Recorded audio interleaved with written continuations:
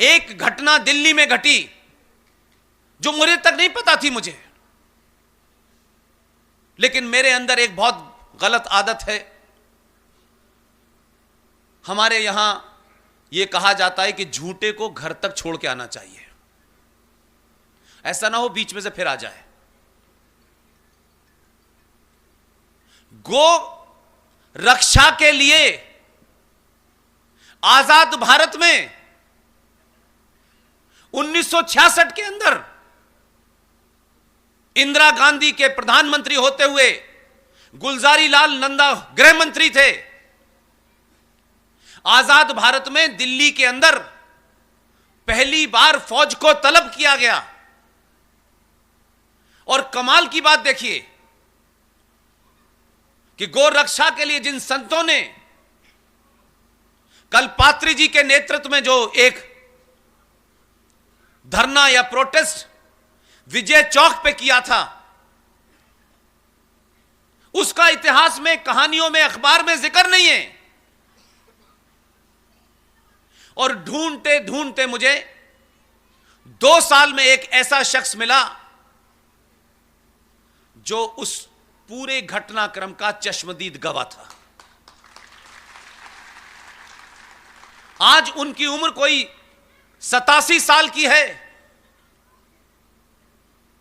Parliament में उस वक्त वो बैठे हुए थे और सारा मंजर उनकी आंखों का देखा हुआ था। मैंने विजय चौक पे बैठ करके उनका इंटरव्यू किया। इतनी बातें आपसे छुपाई गई। उनका नाम है मनमोहन शर्मा। उन्हीं ने मुझे यह बात बताई कि उस वक्त संत और ऐसी तमाम हमारी बहनें छोटे छोटे बच्चों के साथ, जिनके हाथ में न कोई कंकड़ था, न डंडा था, न लठिया थी, विजय चौक के प्रदर्शन पर आज लोग छोटी छोटी बात को इतना बड़ा बताते हैं। 2 लोग मारे जाते हैं तो कहा जाता है ये जलियांवाला बाग हो गया है। आजाद भारत में सरकार के निर्देशन में, प्रधानमंत्री की देखरेख में फौज ने, और यहां तक कहा गया कि इस पूरे धरना प्रदर्शन को रोकने के लिए हमें दिल्ली पुलिस को लगाना है।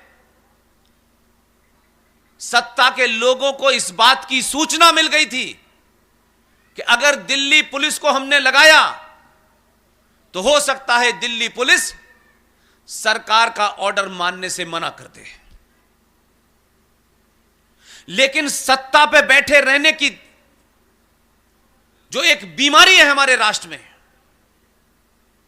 उस वक्त के सत्ताधीशों ने कश्मीर मिलिशिया को बुलाया गया। स्पेशल पुलिस आई दिल्ली में। आज से पहले और उसके बाद ऐसी मिसाल नहीं मिलती।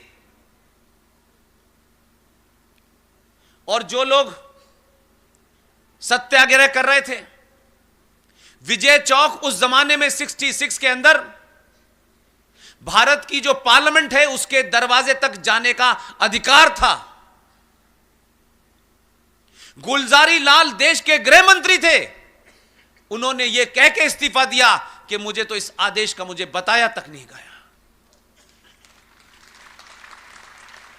बगैर किसी से पूछे पहले से तैयारी थी। और ये साधु संत बिना बताए नहीं विजय चौक पहुंचे थे। 2 साल पहले इन्हीं साधु संतों ने इंदिरा गांधी से बातचीत की थी। इंदिरा गांधी ने उनको भरोसा दिलाया था कि मैं सत्ता में रहूंगी तो सबसे पहले गो हत्या के ऊपर बैन लगाऊंगी। उनका बैन लगाने का इरादा शायद नहीं था। संतों ने निवेदन किया और उसी निवेदन करते हुए हजारों की तादाद में संत विजय चौक पे गए थे दिल्ली में, जहां दिल्ली की देश की सत्ता बैठती है। बिना किसी प्रोवोकेशन के, बिना किसी उकसावे के आजाद भारत में मिलिट्री ने और फौज ने और पुलिस ने एक साथ अगर गोली चलाई तो संतों के ऊपर चलाई। 2500 संत मारा गया उसमें। छोटे छोटे मुंह हुए बच्चे मारे गए उसमें, औरतें मारी गईं। उस चश्मदीद गवाह आज भी जीवित हैं, वो दिल्ली में हैं। आपको ताज्जुब होगा, फौज के ट्रक्स में डेड बॉडीज गई हरियाणा में, कहीं जाकर के उनको फेंक दिया गया। इंस्ट्रक्शन दिए गए मीडिया को कि सिर्फ यह खबर छापनी है, 5 से ज्यादा लोग नहीं मरे हैं। सरकारें क्या करती हैं, मीडिया क्या करता है, लेकिन समाज में तो लोग जिंदा थे। उन्होंने इसको इशू क्यों नहीं बनाया, घर घर तक क्यों नहीं पहुंचाया था? मैं इस खामोशी से चिंतित हूं। यह हमारे समाज की खामोशी एक खतरनाक मोड़ पे पहुंच गई है। इसलिए 1400 साल पुराने एक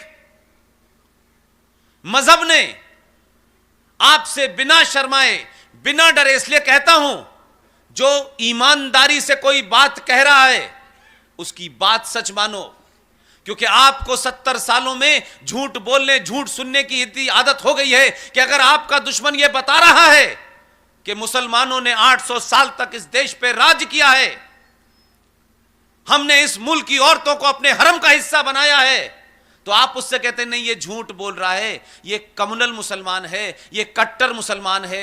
देखिए बाकी तौर पे मुसलमान अच्छा होता है, ये सर्टिफिकेट आपने कब से बांटना शुरू कर दिया?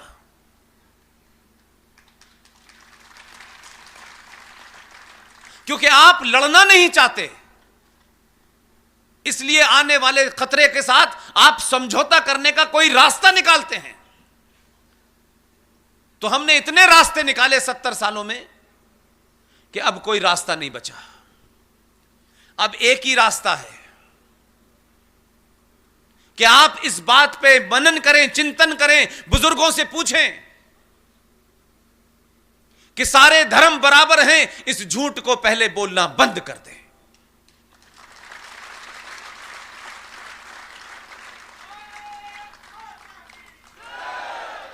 इस सृष्टि के निर्माण से, इस कायनात और इस यूनिवर्स के मौजूद होने से, ये लाखों करोड़ों साल पहले ये सृष्टि बनी होगी।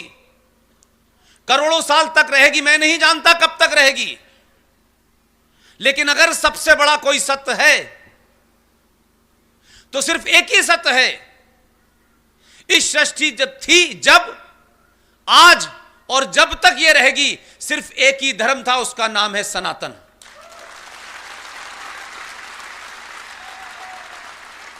मैं अपनी बात तथ्यों पे कहता हूं। बाकी सारे मजहब हैं, मजहब और धर्म में फर्क है। सनातन प्रकृति का हिस्सा है। मजहब की कोई किताब है, उसका कोई पैगंबर है। मजहब बनते हैं, बिगड़ते हैं, समाप्त हो जाते हैं। सनातन अनादिकाल तक रहेगा, सनादिकाल से चला रहा है।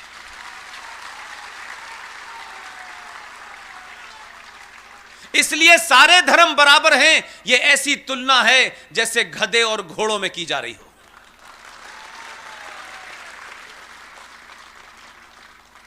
अकबर ने भी यही, उसका नाम आपके यहां की सरकारों को बहुत याद रहता है, बार बार उसे महान बताते हैं। वो खुद महान है कि नहीं मुझे नहीं पता।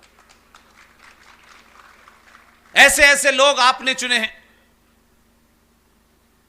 वीर सावरकर वीर थे या नहीं थे, ये कौन बता रहा है? जिनका सजदा 10 जनपद की चप्पलों में है। सत्ता की राजनीति करिए, आपको देश में कुछ करना है करते रहिए, लेकिन इस राष्ट्र के साथ जो छेड़छाड़ करेगा उसे बख्शा नहीं जाएगा। आपकी इतनी बड़ी संख्या में यह मौजूदगी, महाराज दिनेश जी की मौजूदगी में, यह एक अद्भुत घटना है मेरे लिए कि यह समाज जो हमेशा अपने स्वार्थों में लिप्त था, मेरा क्या है, तेरा क्या है, तू ब्राह्मण है, यह ठाकुर है, यह दलित है, यह यादव है, इतने समय से यह बीमारी आपको ग्रस्त थी। 1000 संत आए, 1000 काम कर रहे हैं पूरे देश में। जिस वक्त मैं यहां बोल रहा हूं, मेरे 10-12 साथी पूरे देश में अलग अलग शहरों में ऐसी ही बात बोल रहे हैं।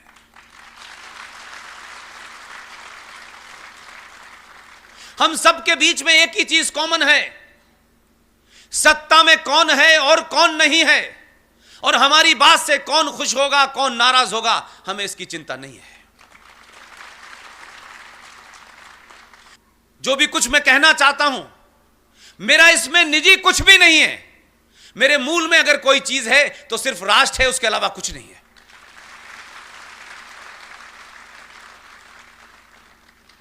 इसलिए धर्म क्या है और मजहब क्या है, इसके बीच का भेद समझिए और ये बातें कहना बंद कर दीजिए सारे धर्म बराबर हैं।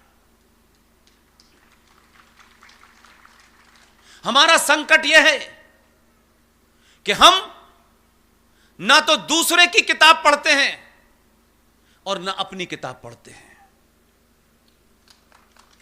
मैं ये बात सार्वजनिक तौर पे मानता हूं कि मेरी पैदाइश ऐसी जगह हुई है जहां ढूंढने से मुझे अपनी किताब नहीं मिली। मुझे उसका गम नहीं है, लेकिन आज 70 सालों के बाद इस देश में जब मैं आपके बीच में खड़ा हूं तो मुझे इस बात की खुशी है कि मैंने उनकी किताब पूरी पढ़ ली है।